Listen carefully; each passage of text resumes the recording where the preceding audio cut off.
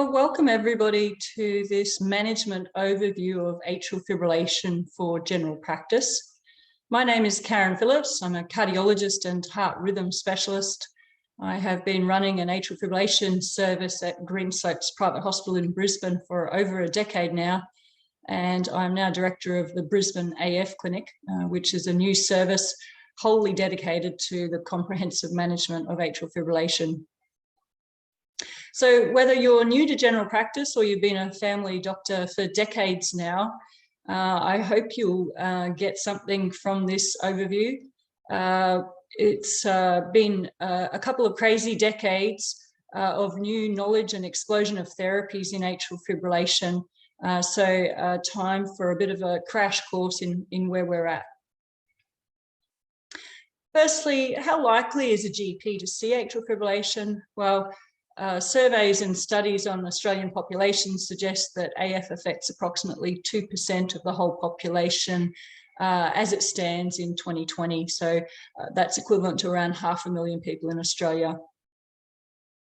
As we know, the proportion increases with age, so it's an estimated 5% of the Australian population aged 55 and over have atrial fibrillation. And in terms of the general practice patient population, it's estimated that around 2.2% had AF in 2018-19, and those numbers have been jumping up rapidly compared to 1.8% reported for 2017-18 and 1.6% for 2016-17. So we're rapidly seeing the effects of the aging epidemic, especially for conditions such as atrial fibrillation. Atrial fibrillation has a significant impact on disease burden. So this is not just a sore toe. Burden of disease is a measure of the years of healthy life lost from living with or dying from disease and injury. And the contribution of atrial fibrillation to burden of disease has increased in recent decades. So back in 2003, 3.7% of the cardiovascular disease burden and 0.65% of the total burden of disease in Australia. 5.6% of cardiovascular disease burden and 0.85% in 2011, and jumped to almost 7% of cardiovascular disease burden and almost 1% in 2015. The health implications of atrial fibrillation are significant. This is not a condition you really want to be diagnosed with. We know there are high rates of structural heart disease associated with atrial fibrillation. There is the impact of rhythm on cardiac function, either short term in how it incapacitates people or longer term because of the risk of heart failure. And there's the ever-present risk of thromboembolism and stroke. So we know outcomes for patients with AF versus counterparts in sinus rhythm are poorer on many levels. Their risk of stroke is virtually doubled. Significant increased risk of mortality for atrial fibrillation compared with urine sinus rhythm. And many of these patients will have to present to hospital for their condition at some point. So hospital costs are driven up by atrial fibrillation. Quality of life scores are generally poor for patients with atrial fibrillation.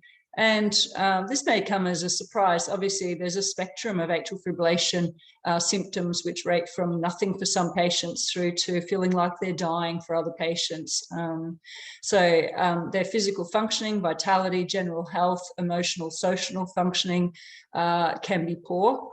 And it may surprise you that atrial fibrillation quality of life scores are in many ways similar or worse to heart failure.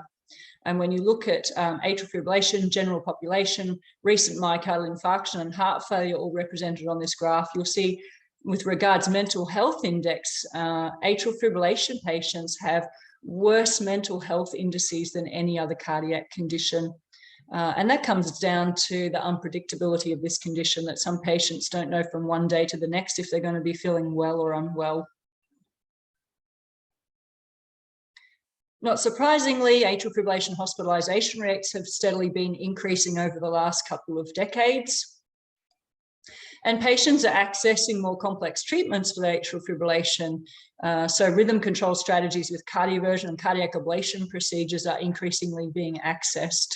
And general practitioners need to have a handle on some of these therapies to help their patients navigate their health. So as I said, there has been an explosion of new knowledge about atrial fibrillation. And one of the take-home messages is for any patient who presents to you with atrial fibrillation, for the majority of patients, AF is simply a symptom of heart disease. And in my experience, and research supports this, hypertension is one of the most common underlying causes. So these patients don't present with a single isolated condition. There's lots to tease out and manage with atrial fibrillation. We're across risk factor management for coronary artery disease, and that's an important job in general practice.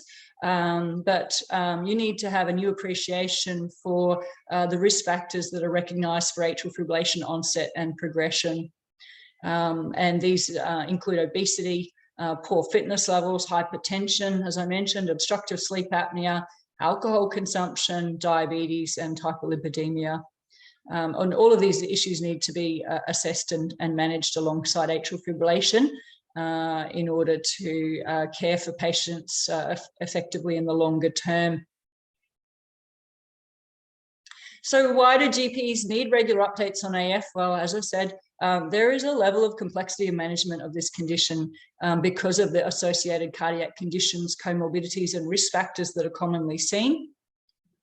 Because of the pivotal role of stroke prevention management in care of atrial fibrillation patients, because of the importance of long-term monitoring for rhythm if patients are choosing a rhythm control strategy and looking out for cardiac failure, because of the decision-making around rhythm control versus rate control options. And as I said, because of the rapid expansion of knowledge and new therapies in the field, GPs need to help patients be able to navigate some of these options. Currently, clinical practice guidelines are being updated every 2 to 4 years.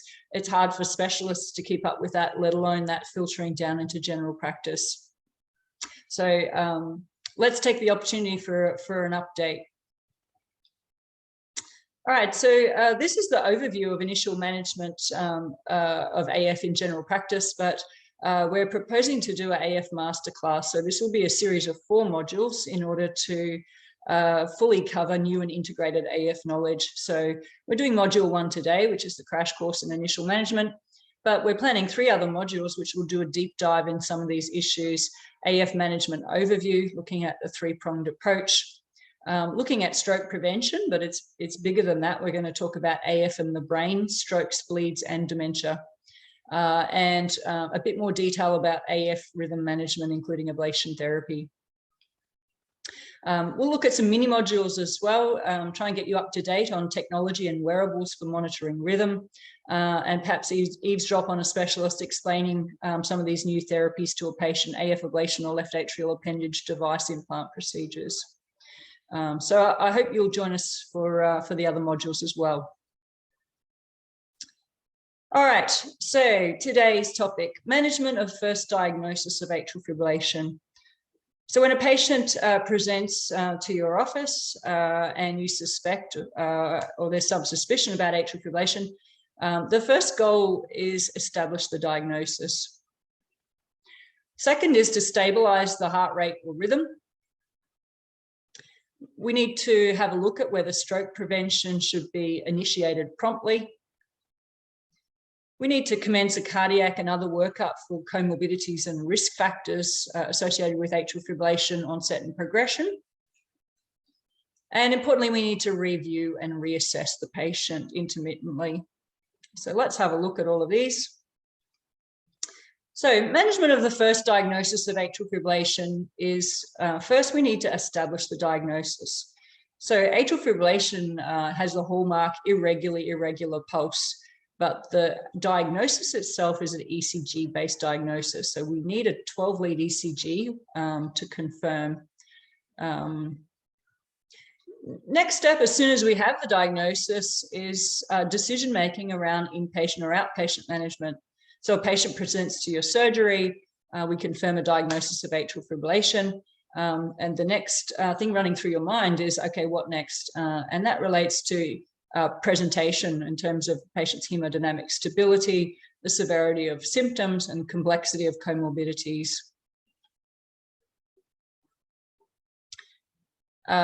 If we're managing the patient in general practice as an outpatient, the next step is stabilizing the rate and the rhythm. It's rarely appropriate to commence antiarrhythmic drugs in general practice with first diagnosis, but very appropriate to simply control tachycardia, rapid heart rate. So generally, the first medication you'll be reaching for is a beta blocker. It's preferred. If patient can't tolerate or take beta blockers for some reason, then diltiazem controlled release would be another good option. We need to have a look at stroke prevention, decide if we need to initiate stroke prevention immediately. So we're going to assess the CHADS-VAS score, and some of the other modules are going to deep dive into this, but you should be aware of how to assess stroke risk score with atrial fibrillation with a CHADS-VAS score. And if the score is 2 or greater, then look at commencing NOAC therapy. And of course, NOACs are first line for oral anticoagulation these days.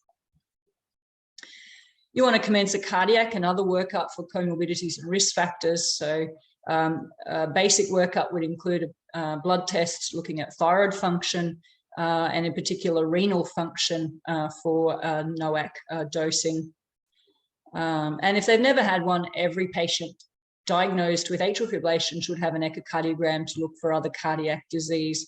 What's their cardiac function, left ventricular ejection fraction? Do they have any other cardiac valvular issues that need to be managed?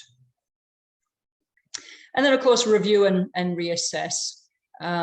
If we've found the patient in atrial fibrillation, we want to bring them back and decide what is the pattern. Is the patient still in atrial fibrillation seemingly a week or 2 later, or have they reverted to sinus rhythm? That helps us with decision-making around rhythm versus rate control, and perhaps the need to refer on to a cardiologist, looking at cardioversions, antiarrhythmic drugs perhaps. And of course, we want to reassess stroke risk. As we tease out risk factors, we sometimes find that patients do actually have hypertension. And so the CHADS-VAS score may actually change over the first 6 months or a year of managing new onset atrial fibrillation. And especially if a patient isn't on anticoagulation, it's appropriate to set a date to reassess the stroke risk, probably within 6 months and on an ongoing basis. All right, so they're the main steps for initial diagnosis and management in general practice. You guys have access to clinical guidelines and resources online. The RACGP has its own links to clinical guidelines, and on their website, it will take you through to the atrial fibrillation clinical guidelines, which are endorsed, essentially the Heart Foundation Australia guidelines, which have been endorsed by RACGP. If you go to Heart Foundation website, you'll find healthcare professional resources, including clinical fact sheet on AF screening and diagnostic workup that pretty much details what we've been covering today, but a little cheat sheet for you there. My own website, brisbaneafclinic.com, the resources tab, you'll find links to CHADS-VAS, stroke risk calculator, HAS-BLED, bleeding calculators, and other helpful websites for doctors as well as patient education. In terms of patient resources, Heart Foundation have a good brochure about atrial fibrillation if you want to give to patients after diagnosis. And again, on my own website, you'll find links to helpful websites and information for patients to further educate themselves about the condition. Okay, next important step in management of atrial fibrillation in general practice is a chronic disease management plan. Now, atrial fibrillation is a classic chronic condition. I'm sorry to burst the bubble, but we're not curing it in anybody, even with ablation therapy. And so all of these patients will need long-term care. And as we said, the complexity of all of the elements of care mean that a chronic disease management plan set up in general practice is completely appropriate. The complexity, as I said, is such that team care arrangement is probably also appropriate, especially if you're liaising with a cardiologist about rhythm control. Are they on antiarrhythmic drugs that need to be supervised, having cardioversions, ablation? Do they need long-term monitoring of their rhythm? Stroke prevention is an important aspect of care, and as I said, this needs repeat reassessment over time. If patients are on anticoagulants, we need to review compliance and correct dosing to make sure the safety of these agents. And of course, because of the risk of heart failure, we need to be monitoring cardiac function over time. And either that's something that, you know, a cardiologist, if you're sharing care with, will arrange and supervise, but many patients are managed with their atrial fibrillation long-term in general practice. And if that's the case, then you as their GP need to decide how often they perhaps need intermittent echocardiography to monitor their ejection fraction, cardiac function. And of course, there are so many other comorbidities, risk factors associated with atrial fibrillation. So these all need to be included in the chronic disease management plan. So this is basically what it will look like. There are lots of templates for chronic disease management plans, and I have created one which you can download. That will be available on the Hope for Heart's website, or it's available on my website, brisbaneafclinic.com in resources. This is something you need to set up and share with your patients. So the overview, general aspects of management include patient education. What's the stroke prevention plan? What's the strategy in terms of rate control versus rhythm control? Patients may need an episodic AF action plan. So for patients with paroxysmal atrial fibrillation, when do they need to go to hospital? So similar to an asthma action plan, these patients will benefit from a clear path to managing their atrial fibrillation if they have intermittent episodes. As I said, in terms of lifestyle, there's lots of risk factors that need to be managed. So help them out with managing nutrition, weight, physical activity, smoking and alcohol habits. Biomedical, we need to be keeping an eye on intermittent ECG assessment. As I mentioned, echocardiography intermittently, looking at cholesterol, blood pressure, and their sleep apnea treatments, supervision. With atrial fibrillation, patients are often initiated on multiple medications. So medication review intermittently is important, something you can liaise with your pharmacist about. In terms of supervising the range of medications that atrial fibrillation patients use, obviously anticoagulants, looking at appropriate dosing for age and renal function and their compliance, looking at appropriate use of antiarrhythmic drugs and are they being supervised. Generally, if the cardiologist has initiated those, it needs to be intermittently reviewed. Use of rate-lowering agents, beta blockers, diltiazem, verapamil, and use of digoxin when prescribed, looking at serum digoxin levels, for example. So lots to do with medications. And as I mentioned, psychosocial functioning. Patients with atrial fibrillation classically have poor mental health indices. Looking out for depression, social isolation as part of a chronic disease management plan. And other tips and tricks, and this is included in the guidelines these days for integrated management. Use EResources. Patients are tech savvy these days, they're online. Encourage them to educate themselves around the issues and options that they're exploring by using online resources. Help them to help themselves. So you can send them away with a ready sort of list of links and websites that you recommend for AF tools and education. We'll do some mini modules on this, but many patients are into self-monitoring and it encourages participation in their own care. So there are ECG monitoring devices such as the AliveCall Cardia that can be used with smartphones to take ECGs at home now. And patients may be spamming you and me with ECGs. So need to be across what's happening in that sphere.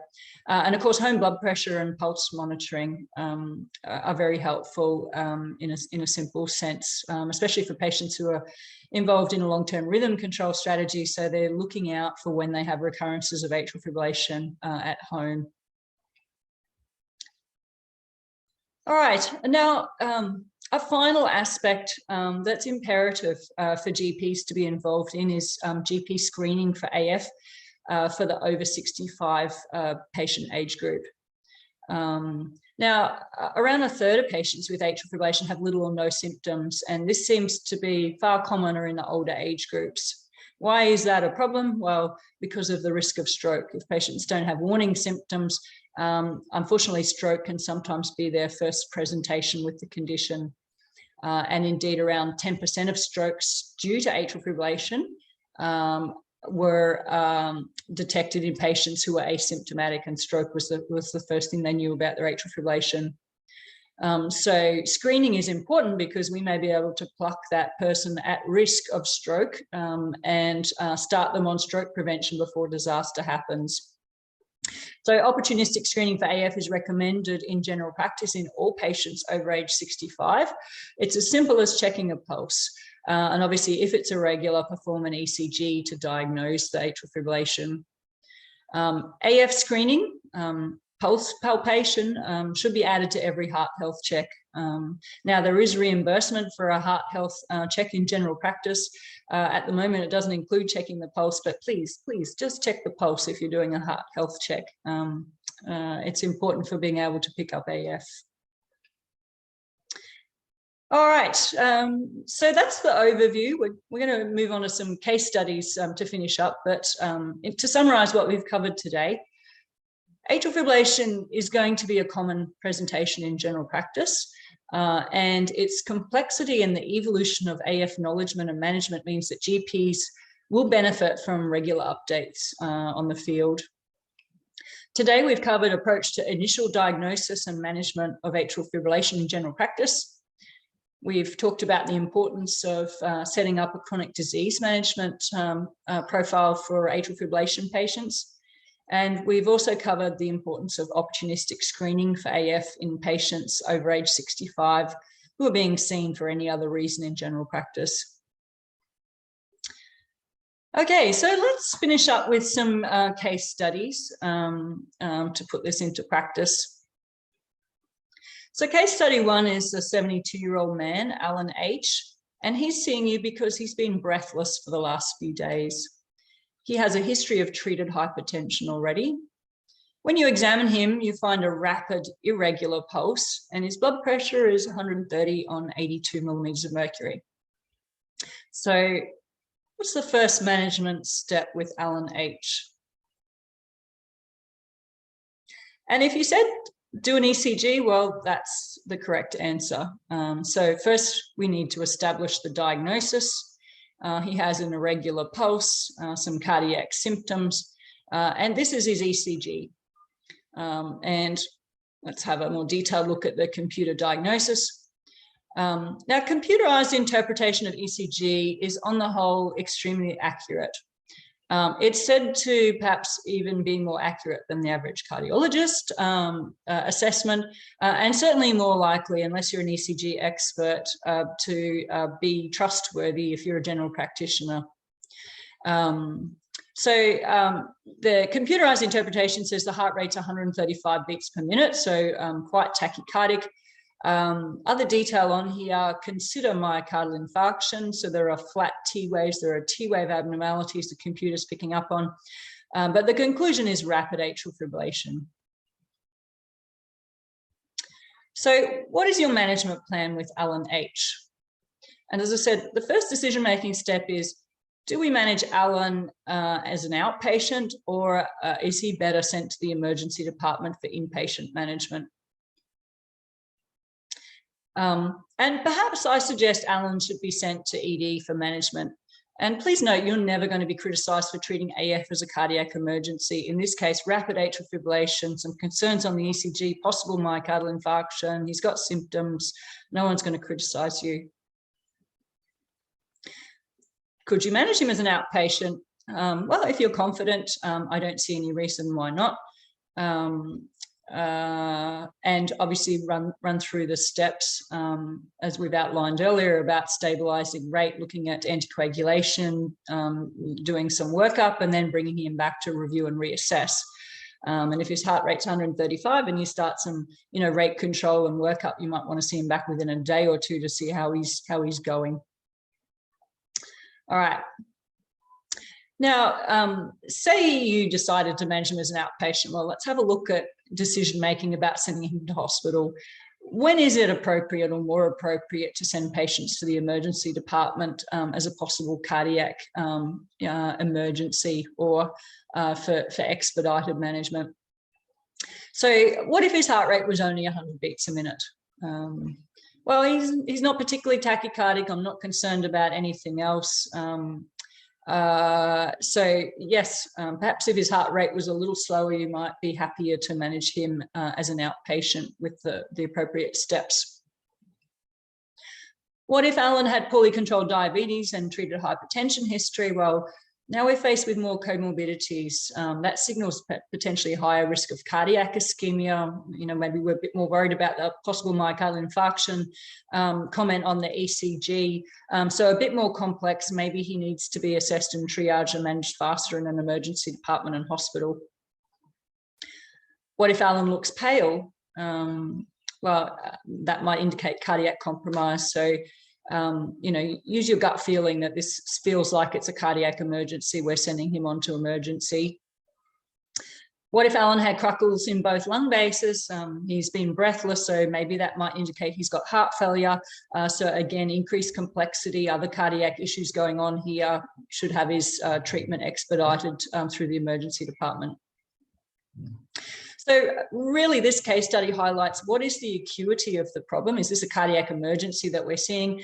And what timeline is appropriate for stabilizing, investigating, and managing this patient?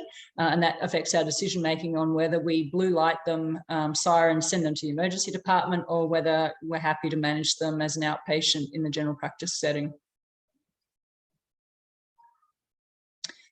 Okay, so case study number 2. We have 78-year-old Audrey, who comes to see you for a routine health check. She wants to get her driver's license renewed, and she tells you she's been well. She has no symptoms she's concerned about. She has a history of treated hypertension on Avapro HCT, and her examination today reveals an irregular pulse, 95 beats per minute, and her blood pressure is 145 on 75 millimeters of mercury. So first management step for Audrey today. And if you said ECG, well, again, you're correct. Obviously, irregular pulse. Okay, ECG to confirm diagnosis. And indeed, let's blow this up here. Heart rate 95 beats per minute as we palpated. Conclusion, atrial fibrillation, otherwise normal ECG.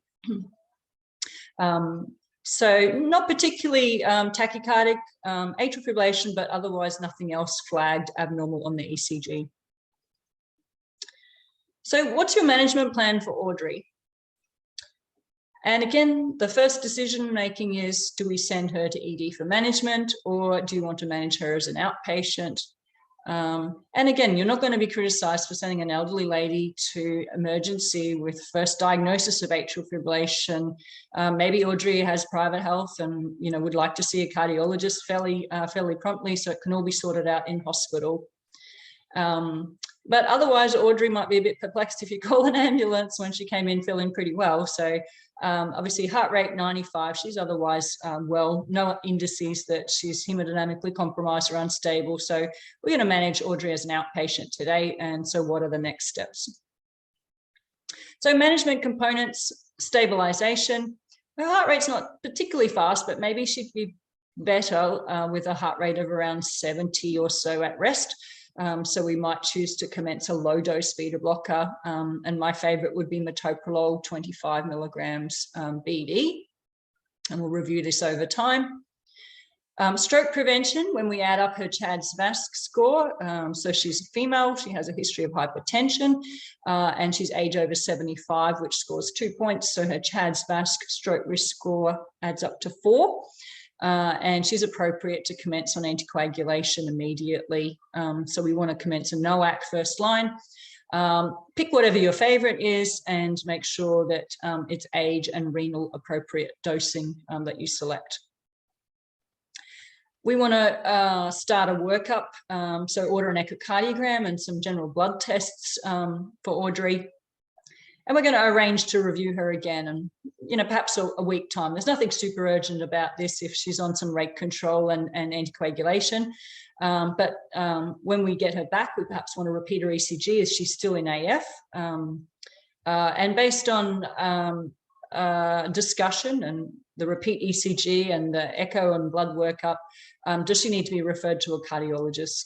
And of course, subsequent review, you need to set up a chronic disease management plan now for Audrey. Okay, well, that's an overview for atrial fibrillation management in general practice. I hope everyone's learnt something today, and I hope to also see you all perhaps for the subsequent modules for the rest of the AF masterclass. Okay, thanks everyone.